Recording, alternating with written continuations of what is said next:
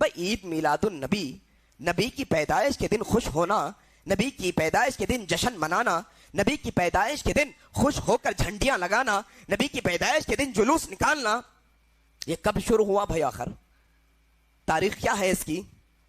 کب شروع کیا گیا؟ اچھا، نبی کے انتقال کے فوراً بعد ابو بکر صدیق تھے، انہوں نے شروع کیا؟ نہیں۔ آپ کے مطابق بدعت ہے۔ ابو بکر نے، عمر نے، عثمان نے، علی نے، صحابہ نے میلاد نہیں منایا، آپ کہہ رہے بدعت ہے، ٹھیک ہے مان لیتے ہیں۔ اہل بیت نے میلاد نہیں منایا، آپ کہتے ہیں چلو مان لیتے ہیں۔ تابعین نے نہیں منایا، آپ کہتے ہیں چلو مان لیتے ہیں۔ بدعت کس کو بولتے ہیں ذرا یہ بولو بھائی، آپ میں سے کوئی بول سکتا ہے بدعت کس کو بولتے ہیں؟ اب آنے جو ہے نا وہ لوگ بھی بدل رہے ہیں، بدعت کے معنی جو ہے نا الگ الگ کر رہے ہیں۔ اب لاسٹ فائنل معنی کیا نکلا معلوم ہے؟ بدعت کا لاسٹ فائنل معنی یہ نکلا، بدعت وہ نیا کام ہے جسے نبی نے نہیں کیا، صحابہ نے نہیں کیا، اہل بیت نے نہیں کیا، تابعین نے نہیں کیا، تبع تابعین نے نہیں کیا، وہ بدعت ہے۔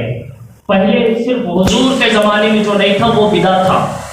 جب پھر ہم صحابہ سے دلیلیں دینے لگے نا تو اب صحابہ کیا کرنی، صحابہ کرتے سو بھی بدعت نہیں ہے۔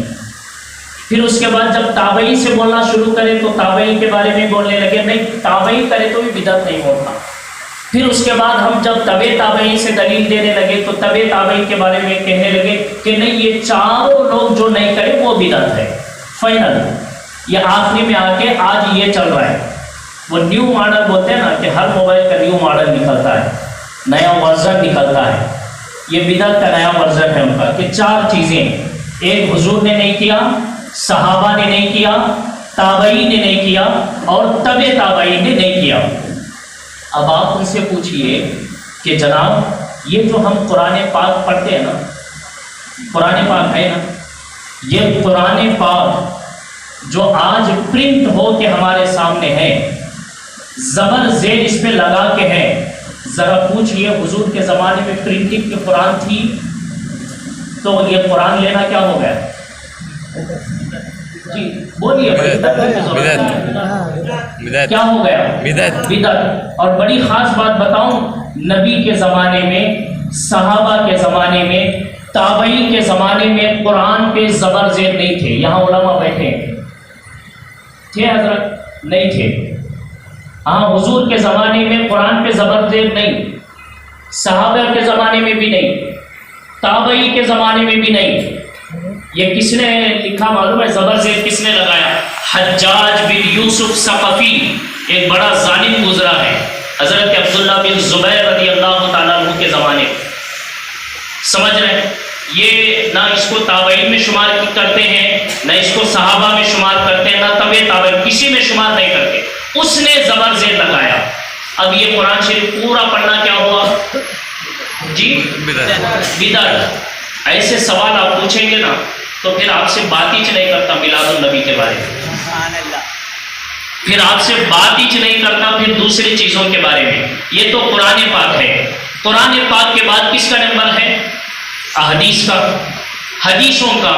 ذرا آپ پوچھئے، امام بخاری سب سے معتبر مستند بخاری شریف ہے۔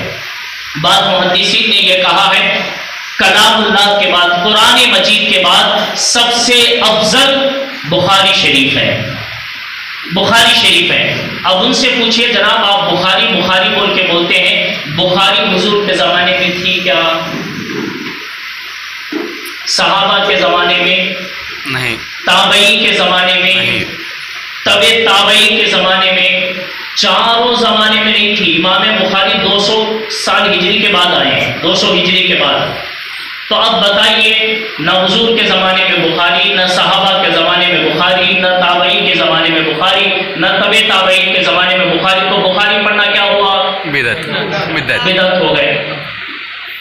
تو معلوم ہوا کہ ہر چیز جو صحابہ کے زمانے میں نہیں تھی، تابعین کے زمانے میں نہیں تھی، تبع تابعین کے زمانے میں نہیں تھی، وہ بدعت نہیں ہوتی۔ سمجھ میں آ رہی ہے آپ کو بات؟ ذہن میں بٹھا رہے ہیں آپ؟ جو صحابہ کے زمانے میں، تابعین کے زمانے میں، تبع تابعین کے زمانے میں نہیں تھی، وہ ہر چیز بدعت نہیں ہوتی۔ اگر بدعت ہوتی نا، ان سے پوچھو بھائی آپ کے مسجدوں میں تو ہمارے مسجدوں سے اچھے اے سی لگے رہتے ہیں، کون سے صحابی اے سی لگے تھے؟ اور چندے بھی کرتے ہیں، اے سی دلاؤ ثواب ملتا، بھائی ثواب کہیں کو مل رہا؟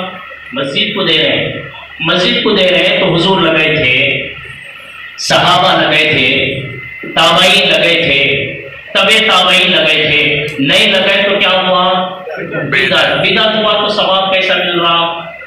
اے سی لگانا جب جائز ہے، کوئی بھی نہیں لگائے، تو پھر میلاد النبی پہ لائٹنگ لگانا بدعت کیسے ہوا؟ سمجھ رہے ہیں آپ؟ فیان لے لیجئے، کون سے صحابی نے فیان لگائے تھے؟ تابعین نے،